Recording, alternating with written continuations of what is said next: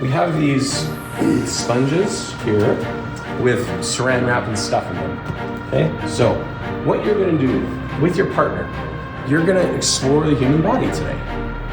And what you're gonna look for is not musculoskeletal dysfunction. You're gonna look for skin differences. That's it, okay? So if I look at Jason's leg, I see a scar. Now, I've never met Jason before today. I've never evaluated him. I have no idea if that scar's in good shape or not. I also see where he has a little less hair on his shins. So what I'm gonna do is I'm gonna touch these sponges and I'm gonna correlate them to types of tissue, which I'll talk about in a moment. And then I'm gonna find an area on his body that reflects these tissues. So this would be really healthy tissue. It's filled with fluid. It's filled with some air. It has a recoil to it, it bounces back. It has a squishiness to it, a give, and it moves. It has a nice texture to it. This would be really healthy skin. This, which is just dish soap and saran wrap, would be average skin. It's not squishy anymore, but it's still mobile.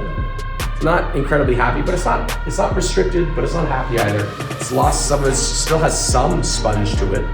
It's just diminished. And this last one would be really unhealthy skin. This would be really stuck tissue, maybe a scar, but also maybe just tissue that's had a lot of trauma, a hematoma, stuff like that over time. So you're gonna palpate the sponge first, get the resistance in it, see how it feels. And then we're gonna go, can I, Jason? Yep, go ahead. And then we're gonna go ahead and we're gonna look for a tissue that feels nice and spongy. There we go. So right here, I look at this, I do this, and it has a nice, if you look at the skin, it moves. It moves in all directions. It wants to go in and comes out easily. There's not a lot of resistance. There's a mild resistance, which is traditional, but it's not excessive. It has a nice mobility to it. I would consider that really nice, healthy tibia skin right through there. Then I palpate this one. I can feel there's less squish. It's a little more rigid. So now, you can relax this one. I'm gonna go elsewhere. Still nice.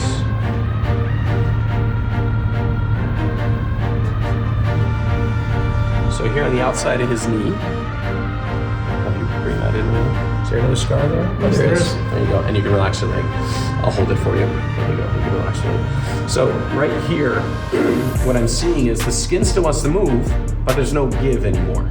It doesn't want to go in. It's instantly met by resistance.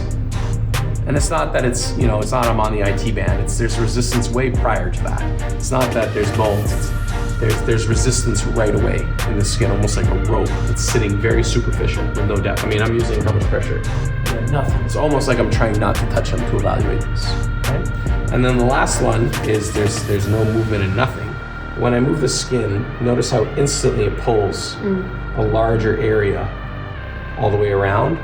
It's not willing to glide and then hit a resistance and then pull that resistance, which is what we would normally see. So like on my forearm, I move the skin, and then when I move the skin, it pulls as a unit.